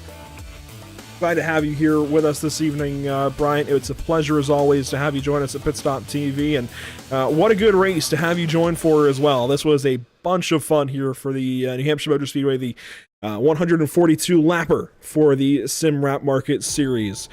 Next time, we'll be at Indianapolis. Until then, a big thank you to all the partners with the series: SimWrapMarket.com, Apex Sim Racing, IMB Racewear, Moza Racing, RS Button Boxes, Team Conti Sim Performance, Track Bar Media, The Butt Kicker, Extreme Graphics, and CyberEdge Hosting, and our partners here at Pit Stop TV, Whiplash SimCams, ATVO, CC's Business, and Cody Williams Design. Thanks so much for tuning in. We'll catch you all next time in Indianapolis or this weekend for the Sunshine Derby 300. Have a good night. We'll see you in the next one.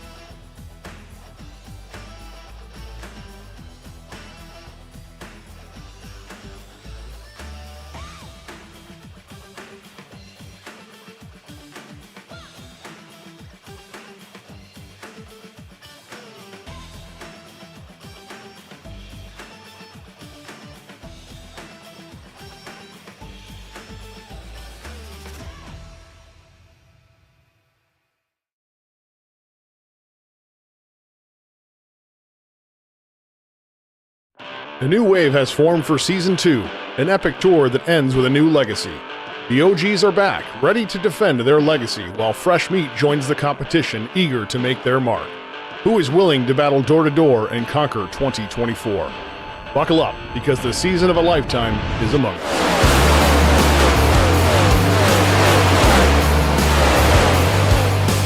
Here we go. Who's going to get the better restart? Look at all this action as we come on lap 100.